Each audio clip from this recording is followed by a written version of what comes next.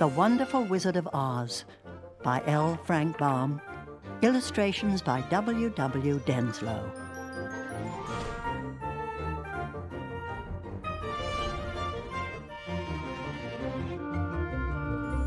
Dorothy lived in the midst of the great Kansas prairies with Uncle Henry, who was a farmer, and Aunt Em, who was the farmer's wife. But Dorothy is about to be lifted out of her gray existence on the Kansas plains.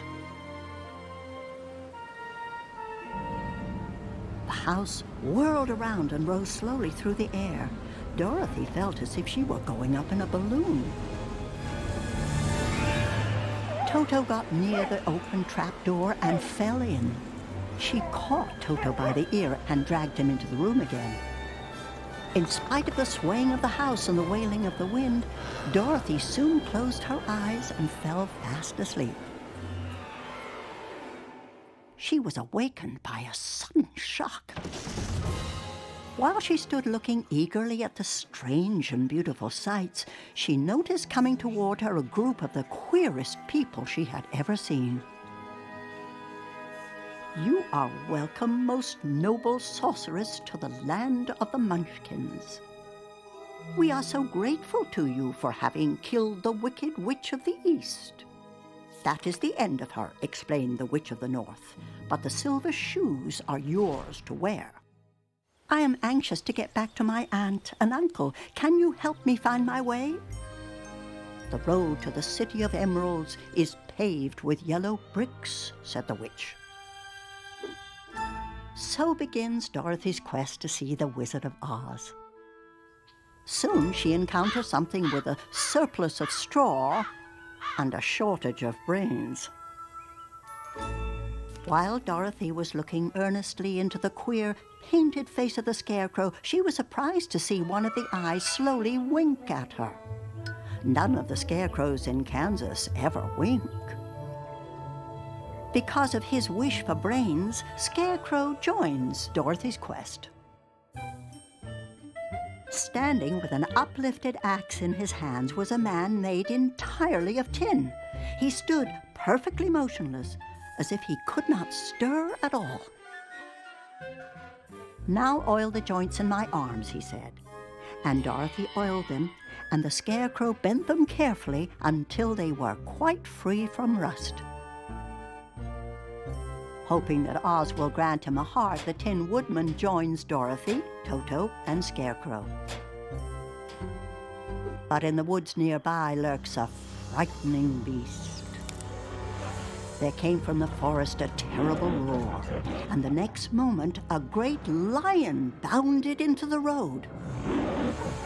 Little Toto ran barking toward the lion, and the great beast had opened its mouth when Dorothy rushed forward and slapped the lion across his nose.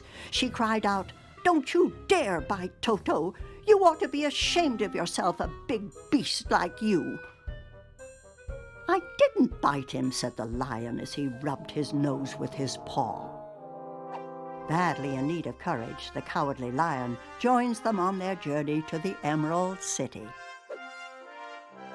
But danger strikes in many forms, from mighty bear tiger brutes called Kalidas to a deceptively beautiful meadow of poppies. Their odor is so powerful that anyone who breathes it falls asleep. And if the sleeper is not carried away from the scent of the flowers, he sleeps on and on forever. Dorothy's eyes grew heavy, and she felt she must sit down to rest. Rescue comes from an unexpected source. The truck was 1,000 times bigger than any of the mice, but when they had been harnessed, they were able to pull it quite easily. The mice scampered away through the grass to their homes. The queen of the mice was the last to leave. After thanking the mice for saving them, Dorothy and her companion set forth once more for the Emerald City of Oz. Dorothy and her friends were at first dazzled by the brilliancy of the wonderful city.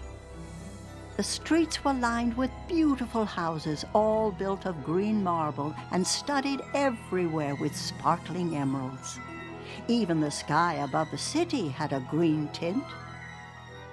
Everything seems wonderful until Dorothy meets the Wizard of Oz. I am Oz, the great and terrible. Who are you and why do you seek me? I am Dorothy, the small and meek. I have come to you for help. But instead of help, Oz offers Dorothy a bargain. Kill the Wicked Witch of the West. But the Wicked Witch is not one to take a threat lightly.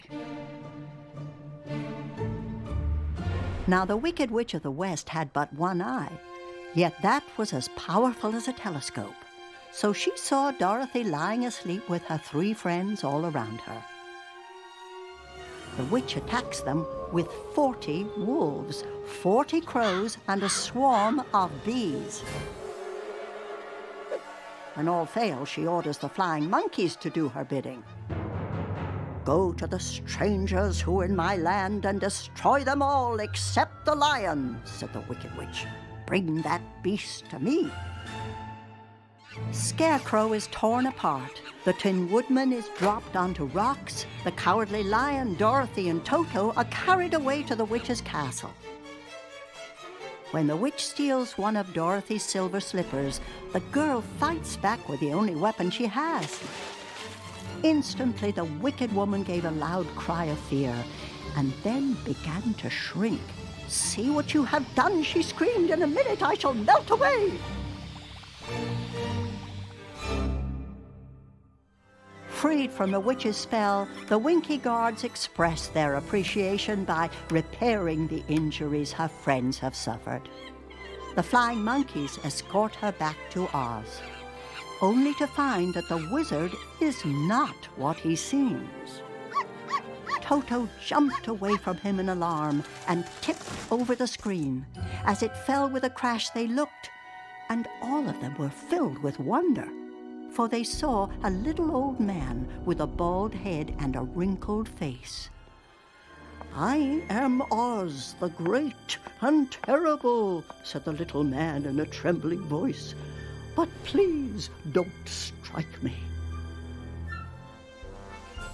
Oz reveals that he is a balloonist from Omaha who was stranded many years ago.